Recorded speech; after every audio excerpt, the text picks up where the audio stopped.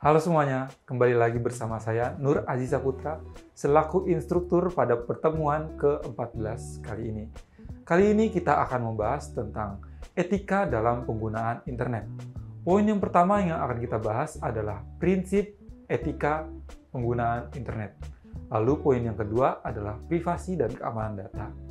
Yang ketiga, dampak sosial dan psikologis dari penggunaan internet. Dan yang terakhir, kita akan membahas etika dalam media sosial dan komunikasi digital. Nah, kita mulai dari contoh kasus dan pertanyaan pemicu. Penyebaran hoaks dan dampaknya. Rina adalah seorang mahasiswa yang aktif di media sosial.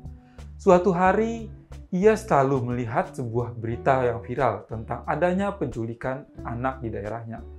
Tanpa memverifikasi kebenarannya, Rina langsung membagikan berita tersebut ke grup WhatsApp keluarga dan teman-temannya. Beberapa jam kemudian, berita itu semakin menyebar, bahkan menjadi perbincangan di lingkungan sekitar. Orang-orang mulai merasa panik dan takut untuk keluar rumah. Namun, keesokan harinya, pihak kepolisian mengeluarkan pernyataan resmi bahwa berita tersebut adalah hoaks. Rina merasa bersalah karena telah ikut menyebarkan informasi yang salah. Ia mendapat teguran dari dosennya dan belajar bahwa pentingnya untuk memverifikasi informasi sebelum menyebarkannya. Nah, dari studi kasus sebelumnya, mulailah muncul pertanyaan pemicu. Pertanyaan pemicu yang pertama, mengapa penting untuk memverifikasi informasi sebelum menyebarkan di internet?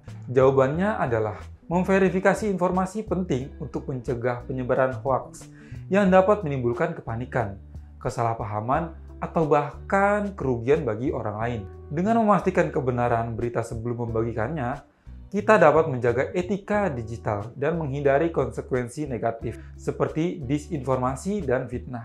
Pertanyaan pemicu yang kedua, apa sih dampak sosial dan psikologis dari penyebaran hoaks seperti yang dilakukan oleh Rina? Nah, penyebaran hoaks dapat menyebabkan kepanikan, kecemasan, ketakutan di masyarakat. Orang-orang bisa menjadi curiga satu sama lain, bahkan berpotensi melakukan tindakan yang berlebihan karena informasi yang salah. Secara psikologis, korban hoaks bisa merasa tertekan atau dirugikan akibat berita yang tidak benar. Pertanyaan pemicu berikutnya, bagaimana seharusnya sikap etis dalam menghadapi berita viral di media sosial? Jawabannya adalah memverifikasi informasi dengan mencari sumber resmi atau situs pemeriksa fakta. Tidak langsung membagikan berita tanpa memastikan kebenarannya, mengedukasi orang lain untuk lebih berhati-hati menyebarkan informasi, melaporkan konten hoaks ke platform terkait agar informasi palsu dapat dihapus.